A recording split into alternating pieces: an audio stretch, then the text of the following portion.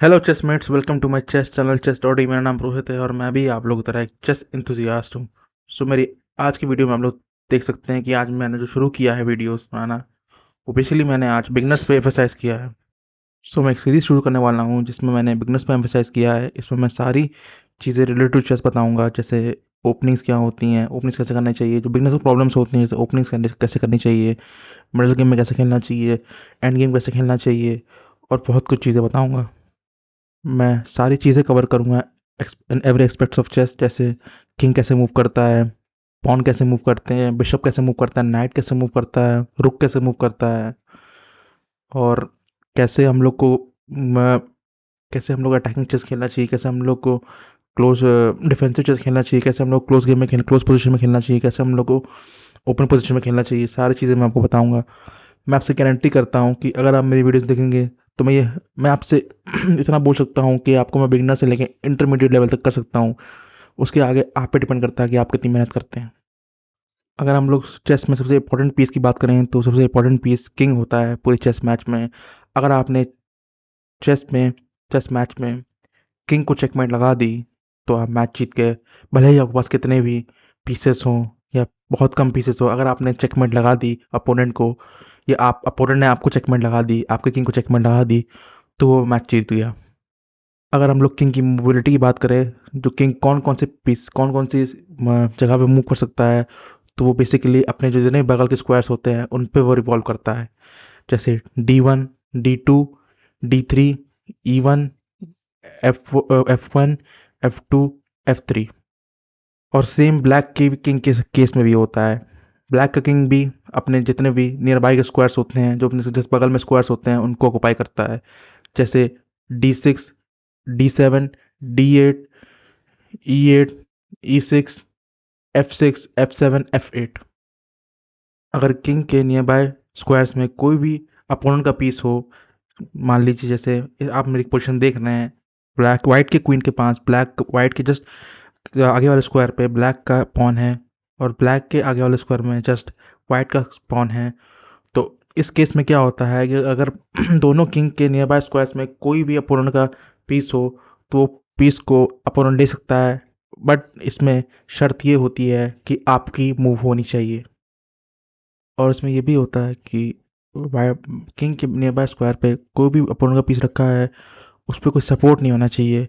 अगर वो मान लीजिए इन केस ब्लैक का किंग या वाइट का किंग उस अपोनेंट के पीस को लेता है, तो क्योंकि उस पर सपोर्ट है कोई और पीस से, तो पीस आपके किंग को मार देगा और आप वहीं पे आपका गेम खत्म हो जाएगा।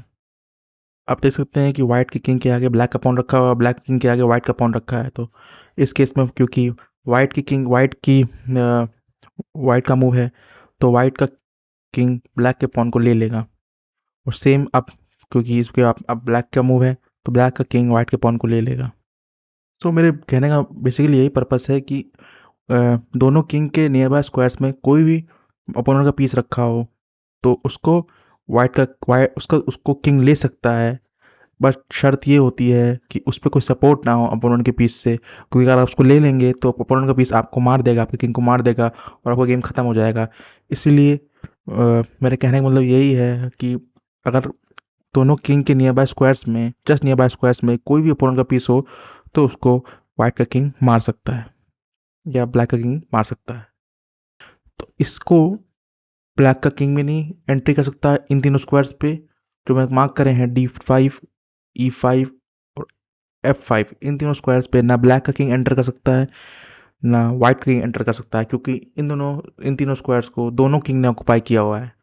इस केस में क्या होता है कि अगर मान लीजिए वाइट का मूव हो, तो वाइट का किंग यहाँ जा सकता है, वाइट का किंग यहाँ मूव कर सकता है, ब्लैक का किंग यहाँ मूव कर सकता है, तो वाइट का किंग यहाँ मूव कर सकता है।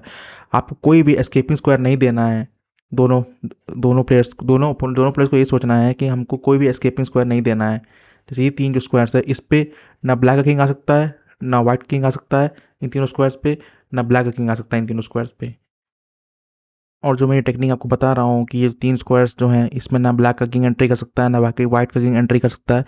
ये जो टेक्निक है आपको एंड गेम में बहुत काम आती है। इसको एक शोल्डरिंग भी कहते हैं, इस टेक्निक को शोल्डरिंग भी कहते हैं। इसकी एडवांस लेवल होता है, उसके बारे में आपको डिस्कस करेंगे आगे हम लोग।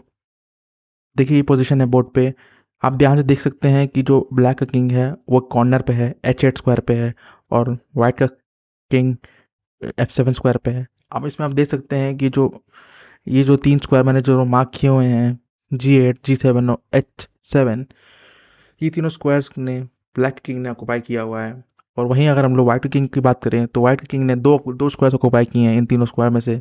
वो स्क्वायर्स हैं G7 और G8। सो जो G7 और G8 स्क्वायर है, इन दोनों स्क्वायर्स पे ना ब्लैक किंग आ सकता है ना व्हाइट किंग आ सकता है, क्योंकि इन दोनों स्क्वायर्स को दोनों ही किंग ने ऑक्युपाई किया हुआ है।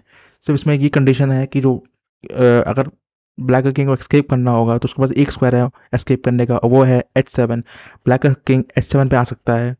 और यही प्रोसेस हर कंडीशन में काम करेगा बोर्ड पे, कि आप कहीं भी पोजीशन पे हो। जो बीच के जो 3 स्क्वायर्स होते हैं, ये तीन स्क्वायर जो होते हैं, इस स्क्वायर्स पे ना व्हाइट किंग आ सकता है ना ब्लैक किंग आ सकता है। इन केस दोनों ही प्लेयर में से किसी ने अपने किंग को जस्ट नियर बाय किसी किंग के पास ले आया, जिस बाय नियर स्क्वायर्स पे ले आया, तो उसको हम लोग इलीगल मूव कहते हैं। अब मैंने एक दूसरी पोजीशन लगाई बोर्ड पे, आप ध्यान से देख सकते हैं कि जो G1, G2, G3, G4, G5, G6, G7, G8 square हैं, इन सब स्क्वायर्स को मैंने क्यों मार्क किया हुआ है, क्योंकि इस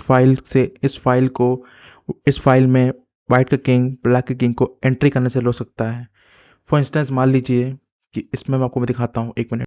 फॉर इंस्टेंस मान लीजिए ब्लैक का किंग मूव करता है H4 स्क्वायर पे, तो वाइट का किंग सीधे F4 पे आएगा। इससे क्या होगा, जो जितने भी 3 स्क्वायर्स हैं, इसको वाइट का किंग भी ऑक्युपाई किया हुआ है, तो ब्लैक का किंग के पास एक एस्केपिंग स्क्वायर नहीं है जिससे वो जी वाली फाइल को क्रॉस करके F वाली फाइल पे आ सके। जो F वाली फाइल है, मेरे कहने का मतलब है कि जो F वाली फाइल है, ये फाइल है, इस पे ब्लैक का किंग एंट्री नहीं कर सकता, क्योंकि जो G6, G5 स्क्वायर है, G4 स्क्वायर है और G3 स्क्वायर है, इसको व्हाइट का किंग ऑक्युपाई किया हुआ है।